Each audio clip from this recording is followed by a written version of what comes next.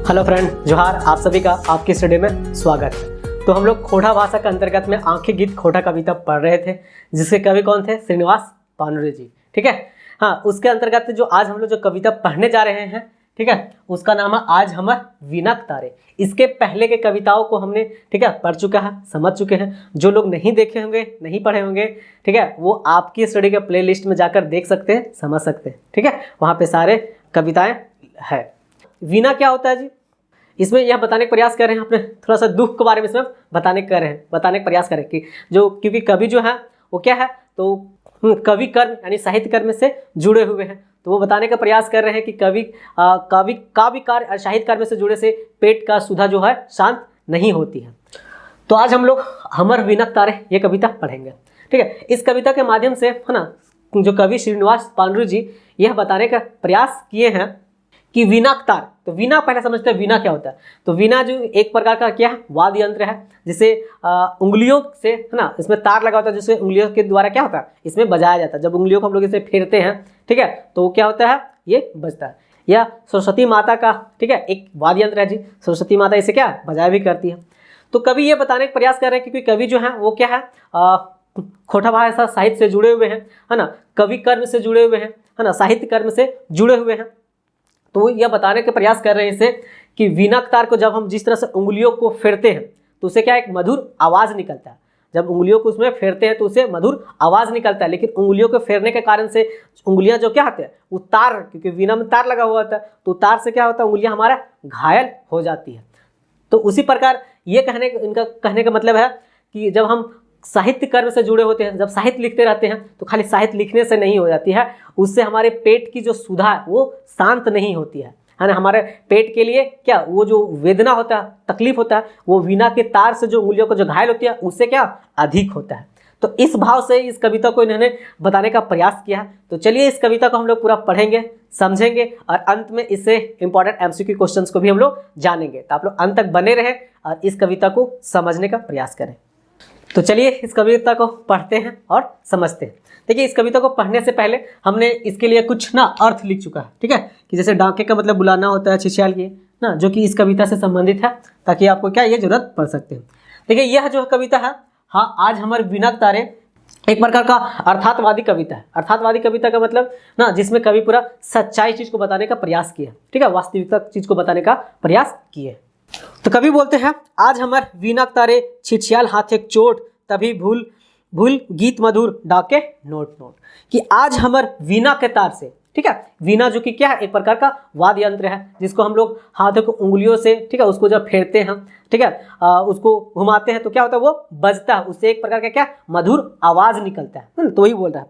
लेकिन उस तार से क्या हो जाता है, उसको हम ज़्यादा फेरते हैं, जब तार को बार बार बजाने का प्रयास करते हैं, है ना, उसमें संगीत निकालने का प्रयास करते हैं, तो हमारा हाथ क्या हो जाता है, उसमें छील जाता है। तो वही कवि बता रहे हैं कि आज हमारे वीणक तारे छिछियाल हाथ एक चोट, कि जब जब हम वीणा के तार पर हाथ को उंगलियों को फेरते हैं, ठीक है, घुमाते हैं, तो क्या होता है, उससे हमारा हाथ क्या हो रहा है, छील जाता है। और तभी भूल गीत मधुर डाके नोट नोट, कि तभी भूल करके क्या कर रहे हैं कि हमारा जो है ना अति है अंतरात्मा, वो क्या आवाज करने लगता है, नोट नोट। नोट नोट मतलब पैसा पैसा। तो देखिए, कवि इस बात से यहाँ पे बताने का प्रयास कर रहे हैं कि जब वो कविताओं को लिख रहे थे ना, जब साहित्य कर्म, कवि कर्म में से जुड़े हुए हैं, जब उसको लिख रहे, रचना कर रहे थे, ठीक है, तो उसके लिखने के दौरान में क्या होता है कि वो मतलब अच्छे अच्छे गीतों को, अच्छे अच्छे कविताओं को लिख रहे थे। कैसे, तो मधुर ना, गीत के समान। जैसे, क्योंकि वीणा और कविता एक दूसरे से संबंधित है, कि जब हम उस तरह से करने का प्रयास कर रहे थे, लिखने का प्रयास कर रहे थे, ठीक है, तब हमारा जो मन है वो क्या ध्यान दूसरा चला गया, कि हमारा हाथ की उंगलियां क्या होगा कि वहां पे छील गई। यानी उनका कहना है कि कब तक हम साहित्य कर्म को इस तरह से लिखते रहेंगे। ठीक है, हमारा एक समय आएगा जो वो नोट नोट मतलब पैसा की आवाज चाहिए उसको, मतलब पैसे की खाली भूखे पेट पर हम कब तक कविताओं को लिखते रहेंगे। कि तभी भूल करके हमारा मधुर गीत डाके नोट नोट, कि जो मधुर गीत लिख रहे थे वो भूल करके हम क्या कर रहे हैं, तो नोट नोट की आवाज आ रहे हैं। आगे बोलते हैं कि खोठक सागरे झाँप देल ही, ठीक है, खोठा के सागरे में क्या किए हैं, झाँप देल ही नूतन सुधाक आसे, कि हम अपने आप को क्या किए हैं, खोठा भाषा में क्या किए, समर्पित कर दिए हैं, है ना। क्यों, नूतन सुधाक आसे, यानी नई उम्मीद में, ताकि खोटा भाषा एक नई ऊंचाई पर क्या करे, जाए, नई ऊंचाई तक पहुंचे, लोग इसको आगे तक बढ़ाने का काम करे, इस बात को लेकर के। आगे बोलते हैं वो कि जखन धरती डूब चलल लोहराइन किचिन वासे, कि जखन जो धरती है वो क्या है, डूब चलल, कहाँ पर, तो लोहराइन किचिन के वासे। लोहराइन किचिन के वासे, लोहराइन का मतलब क्या होता है, तो एक है ना लोहे के गंध के समान, और किचिन का मतलब होता है एक प्रकार का ये क्या है, प्रेत है। यानी कवि जी ने यहाँ पे बताने का प्रयास किए हैं लोहराइन और किचिन वासे के समाज की छवि के, कि समाज के जो लोग हैं, छवि हैं, वो पूरा अभी नीचे गिर गए हैं, कि पैसा के लिए कुछ भी करने के लिए तैयार हैं, ठीक है, तब बोल रहे हैं। क्योंकि कवि जो है वो साहित्य कर्म से जुड़े हुए थे, तो वही बताने का प्रयास कर रहे हैं कि लोग अभी पैसा के लिए कहाँ से कहाँ तक पहुँच रहे हैं, कुछ भी करने के लिए तैयार है। तो हम भी तो कवि हैं, साहित्य कर्म से जुड़े हुए हैं, हमारा भी तो पेट है, हम कब खाली पेट, भूखे पेट कब तक हम कविताओं को रचना करते रहें। मानते हैं कि हमें है ना काव्य जगत में प्रसिद्धि मिल गई है, सिद्धि मिल गई है, लेकिन फिर भी खाली पेट कब तक हम काम करते रहेंगे। इसीलिए बोल रहे हैं कि अब हमारा जो मधुर गीत है, यानी जो मधुर मधुर कविताएं लिखा करते थे, ठीक है, अब वो हमसे नहीं लिखा पा रहा है, ठीक है, क्यों, क्योंकि अब हमें नोट नोट की आवाज़ आ रही है। तो वही बोला कि तभी भूल गीत कि जो उनका रचना लिखते थे वो भूल गए हैं और मधुर गीत भूल रहे हैं, और क्या आवाज़ आ रहा है, तो नोट नोट आ रहा है। आगे बोलते आज हमार हाथे सिद्धि मथे रत्नेक मोट, आज जो इनको है हाथ में क्या सिद्धि है, मतलब इनको पहचान मिल चुका है, ठीक है, सफलता हासिल कर चुके हैं ये, ठीक है। तो ये किस भाषा में, तो खोटा में, है ना, कि जैसे लग रहा है इनको माथे के रत्ने पर क्या मोट है, यानी मुकुट, कि माथे पर इनको क्या मुकुट पहनाया गया है, ठीक है, जैसे मानो कि उनको क्या है हीरे जवाहरात का क्या मुकुट पहनाया गया है, क्योंकि ये साहित्य कर्म में क्या हुए थे, सिद्धि हुआ था, इनको पहचान मिल चुकी थी, ठीक है। आज हम बोल रहे हैं कि आज हमारा जो तपस्या था, ठीक है, सफल हुआ, क्योंकि ये खोटा साहित्य को क्या कर रहे थे, आगे बढ़ाने का प्रयास कर रहे थे। वही बोलते हैं आज हमारे वीणा तारे छिछाल हाथे चोट, कि आज हमारा जो वीणा का तार है छिछाल हाथे के चोट हो रहा है, ठीक है, और क्या कर रहा है, तभी भूल गीत मधुर डाके नोट नोट, कि तभी भूल करके क्या कर रहा है, केवल नोट नोट आवाज कर रहा है ना। तो वीणा का तार यहाँ जो है वो कवि जी ने कविता रूपी मन के भाव को बताने का प्रयास किया, कि उनका जो भाव था वो वीणा के तार के रूप में बताया है, ठीक है, कंठ रूपी तार के रूप में बताने का प्रयास किया है, और दिल रूपी तार को बताया कि जिस प्रकार से वीणा के प्रहार से है ना बार बार प्रहार करेंगे तो क्या होगा, उंगलियां हमारा क्या हो जाती है, छील जाती है, उंगलियां हमारा घायल हो जाती है। उसी प्रकार ना कि जिस तरह से हम साहित्य कर्म में लिख रहे हैं, बार बार लिख रहे हैं, लेकिन हम मानते हैं कि उसे सिद्धि हमें है ना पहचान तो मिल गई है, सफलता तो हमें मिल गई है, लेकिन क्या हम खाली पेट भूखे पेट आखिर कब तक हम ऐसा करते रहेंगे, आखिर कब तक करते हम ऐसा रहेंगे, कब तक हम लिखते रहेंगे। हमें भी तो पैसा की जरूरत है, हमें भी तो है ना नोट की जरूरत है, हमें भी रुपयों की जरूरत है, ठीक है। तो इस भाव से इस कविता को इन्होंने लिखने का प्रयास किया है, समझाने का प्रयास किया है। तो चलिए आगे समझते हैं इससे कुछ इंपॉर्टेंट एमसीक्यू क्वेश्चंस। तो आज हमारे वीणा तारे बोलते कौन रकम में कविता है ना, कि आज हमारे वीणा तारे कौन रकम में कविता है, तो यह जो है एक अर्थातवादी कविता है। कैसा कविता है ये, अर्थातवादी कविता है, जिसमें कवि जी ने है ना सच्चाई चीज को बताने का प्रयास किया, वास्तविकता चीज को बताने का प्रयास किया, तो याद रखना है। अगला क्वेश्चन, आज हमारे वीणा तारे कविता कौन किताबें शामिल है, या कौन किताब में शामिल है, यह है जो कि आंखी गीत खोटा कविता संग्रह में सम्मिलित है, जिसके कवि कौन है, तो श्रीनिवास पांडुरी जी, तो याद रखने हैं।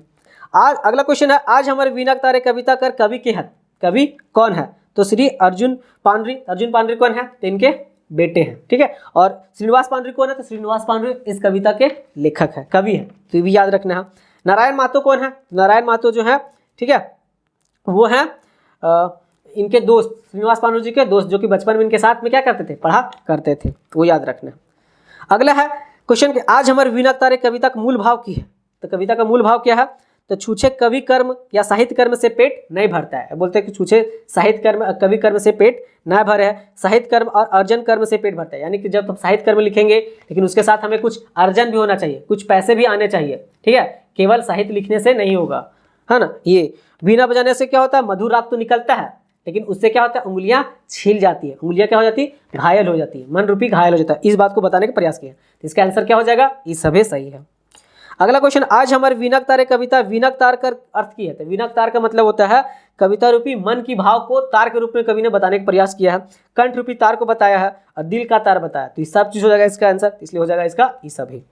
अगला क्वेश्चन है, आज हमारे वीणक तारे छिछयाल हाथे चोट, ई कविता में छिछयाल कर माने की हुए थे। छिछयाल कर मतलब क्या होता है, ठीक है, छील जाना, ठीक है, यानी घायल हो जाना। हाथ की उंगलियां जब वीणा के तारों पर फेरती है तो तार के रगड़ाहट से, ठीक है, क्या हो जाता है, वो उंगलियां छील जाती है। इस बात को बताने का प्रयास कर रहे हैं। अगला क्वेश्चन, आज हमारे विनक तारे कभी आपन कर केकर में झांप दे ले है। तो किस में झांप देते हैं वो? तो खोटा साहित्य में, खोटा के साहित्य के सागर में, है ना, खोटा के काव्य रचनाओं में, क्योंकि खोटा काव्य से जुड़े हुए थे, इसलिए उसमें अपने आप को क्या करते हैं, ये पूरा समर्पित कर देते हैं। तो याद रखना। अगला है, आज हमार हाथेक सीधी माथे रत्निक मोट, ये कविता के कर सीधी पावल के बाद बताते हैं। तो सीधी बताते हैं कवि ये कि खोटा साहित्य में इनको क्या है, पहचान मिला है, खोटा काव्य जगत में इनको क्या है ना, सफलता मिली है, ठीक है, उन्हीं में इनको क्या मिला है, रिकॉग्निशन मिला है, इसलिए बता रहे हैं उसमें।